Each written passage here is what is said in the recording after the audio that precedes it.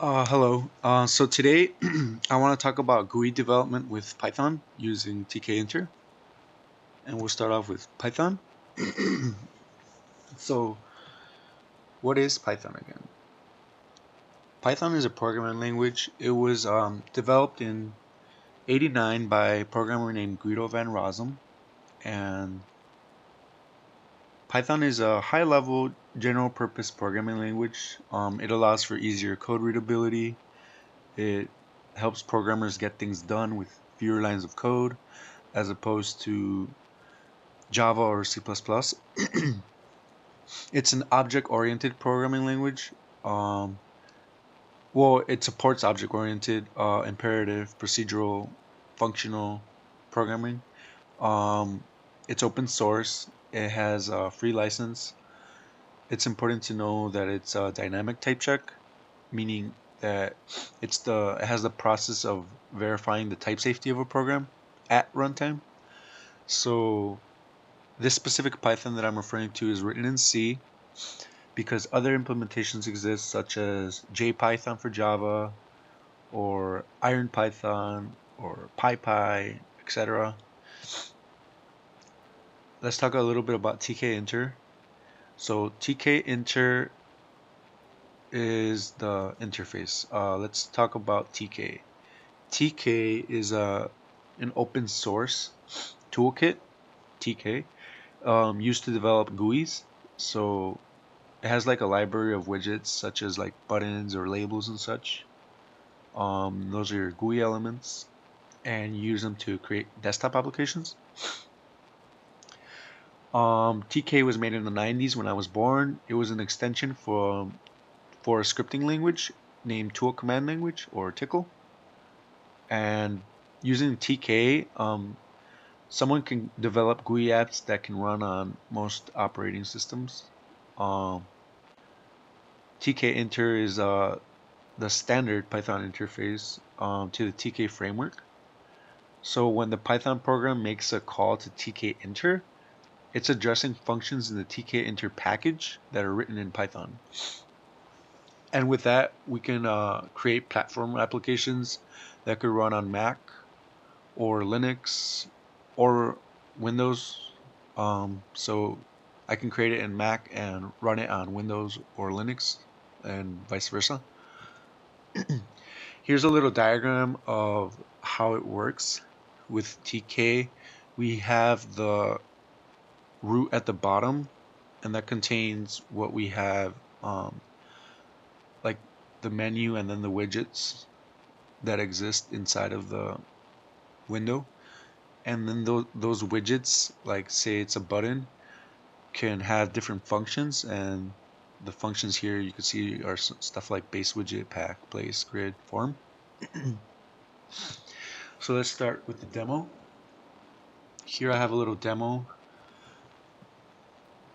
using idle. We start off with importing the libraries for tkinter from tkinter. And what we want to do is we want to set the root to the tk constructor. And that's going to allow for a little, we save and run. And it's going to show us the little shell. And here's our window that pops up. Pretty cool. But it's missing a button. So we're going to create a button. And the way we do it is create the button, and we want it inside of root. And then we want the text to be equal to, say we want start. Cool. And that's going to create the button, but it's not going to show it in the GUI. So we want to do is do the pack function, and now we save it and run.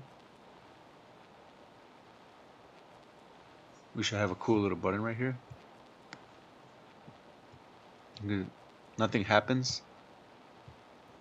So we want it to have some functionality to it. So we define a function for it.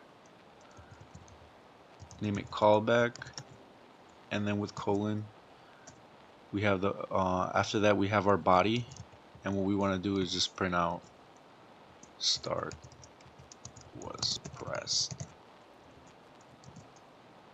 and that way we have functionality with the button, but since we didn't add it to the button, it's not going to work. We want our command to equal the name of our function, not the function itself, because if we have the function itself, it's going to create problems. It's just gonna set command equal to its return value, so it's only going to work once if we add the parentheses. So by adding just the name of the function, every time we press button, it's gonna run that function. So now we have our button, and when we press start was pressed. It's pretty cool.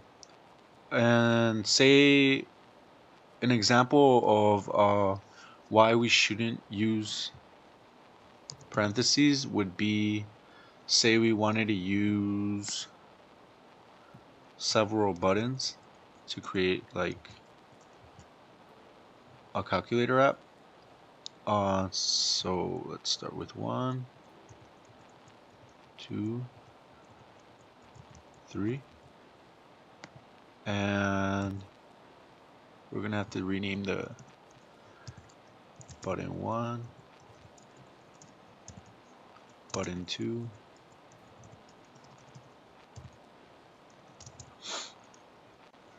and we wanna send the number of what the button is and print it out. So since we're sending the number, we don't need, since this is dynamic, we don't need the int, so we just do number, and then we just print out the number itself, and hopefully that should work.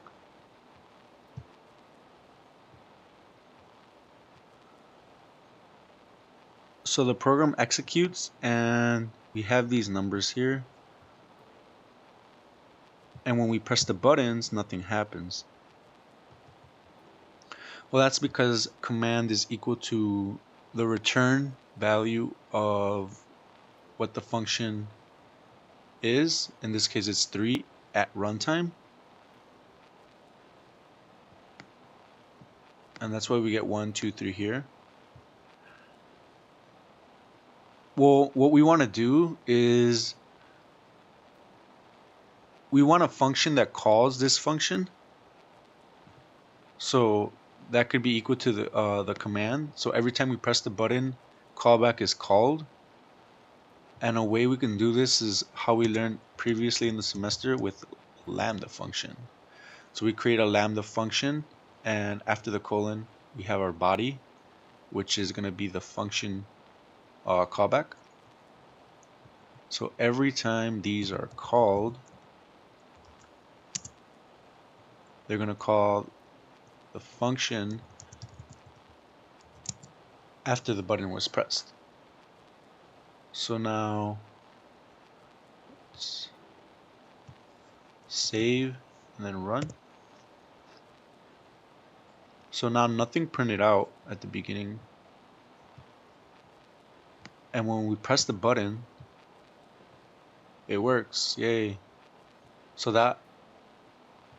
what you see here is a little GUI development with buttons and a little event handling.